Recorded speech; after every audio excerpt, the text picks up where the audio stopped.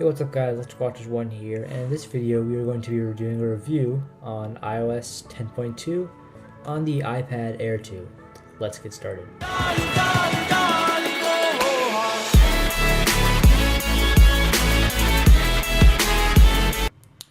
So the first thing we're going to do is a boot test. So let's go ahead and turn it on, see about how long it takes.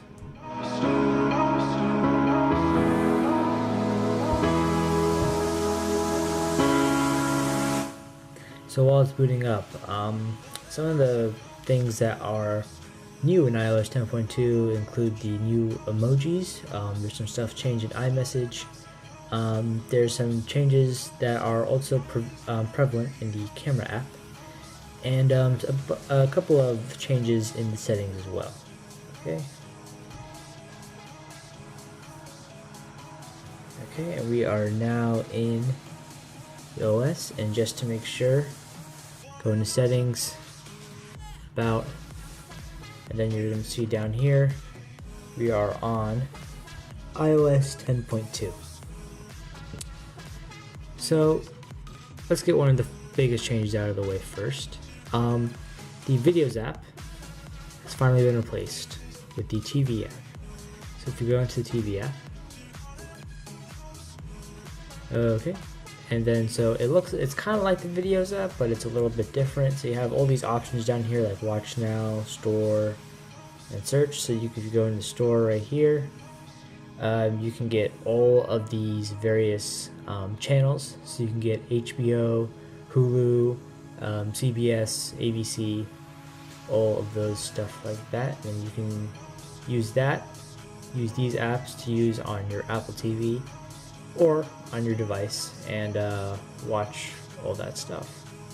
Another new change in iOS 10.2 is the emojis. So if you slide to the right, and let's say I want to type something in here, so I'm going to go to the emoji key right here.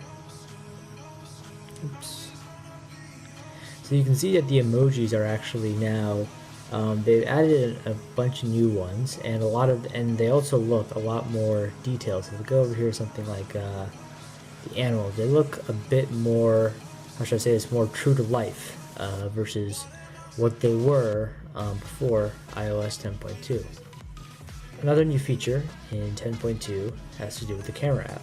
So before, when you used to go into the camera, and let's say that I was on a video mode, and let's say that I was there, I was recording some video, and then I stopped, and then I went back out. Well, before, when I used to do that, it would never save my settings when I would go back in. But now, if I go back in, I'm still in the video mode, and I don't go back to the default photo mode as it did.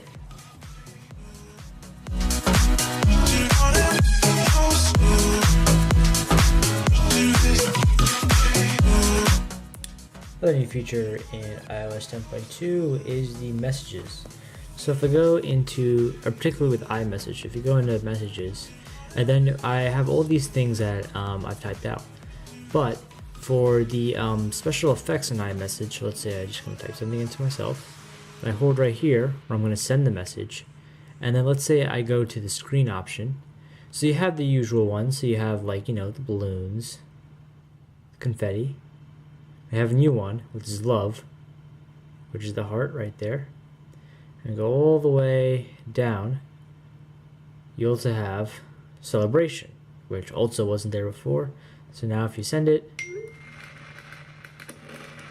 you'll get that. Or if we send the heart one,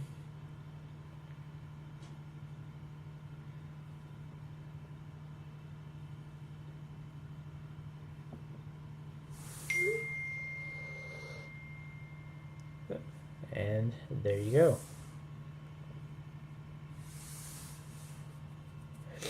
Also in the Messages app, if you get a message from someone, generally when you would get it, in iMessage you wouldn't be able to see their name. But now if I can do this really quickly, I can show you that you actually do.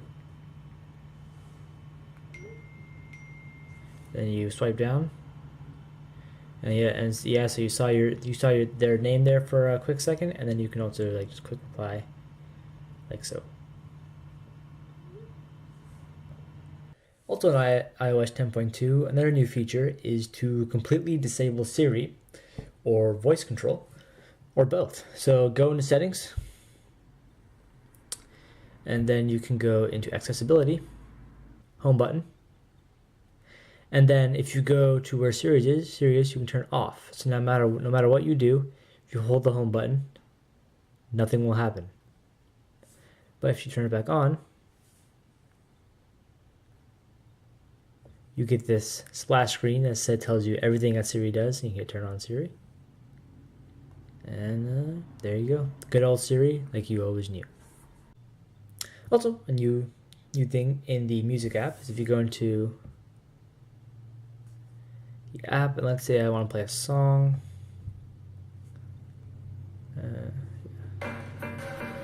So, while you're playing the song, you'll get this option down here for shuffle and repeat. So that's kind of cool. So overall, that is some of the main features in iOS 10.2 on the iPad Air 2. So how's the performance? Well, if you're on iOS 10, it's not much different from 10.1.1 or all of the other prior versions of iOS 10.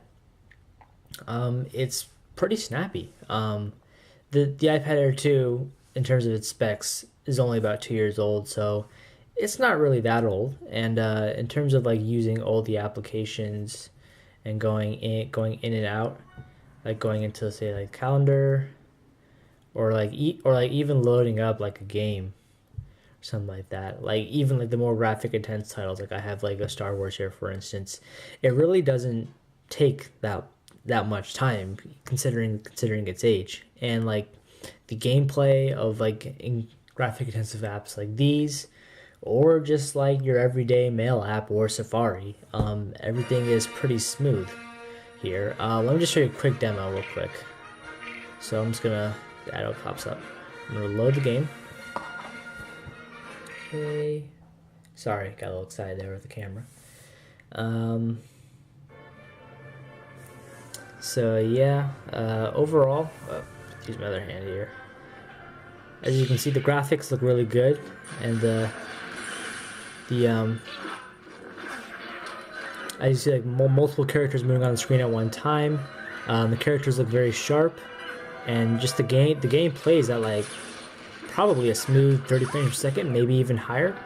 But overall, I mean, this game does a very good job playing on this type of hardware. And even like less expensive titles like air hockey, I mean, that took like no time at all to load. Game Center.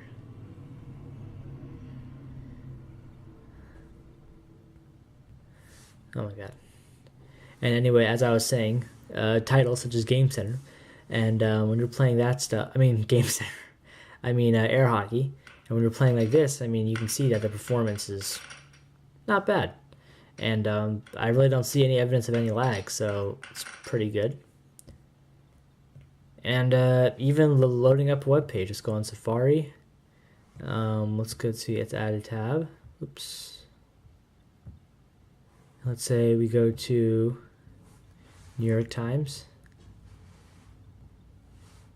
Oops.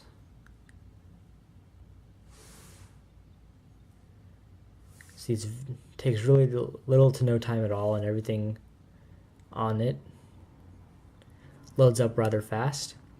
So yeah, even loading up, say, like a quick YouTube video is not exactly that bad either.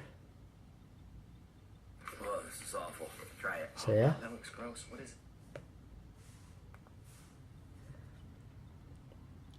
So yeah, overall, iOS 10.2 is a pretty good update. If you're already on iOS 10, it's pretty good. If you're on any prior version like iOS 9 or iOS 8, especially if you have like an iPhone 6 or an iPad Air 2, those versions will probably have better performance. Not that much of a difference, but if you just like, I'd say iOS 9 and iOS 8 probably have smoother animations, probably slightly faster boot times, and when it comes to opening apps as well. So if you're satisfied on those firmwares, then by all means I would stay on those firmwares. But if you're already on iOS 10, this is a great update, and you shouldn't fear that your device will get any slower. Whatever speed you had before, you'll have then. So thank you for watching, and I will see you guys in the next video. Peace.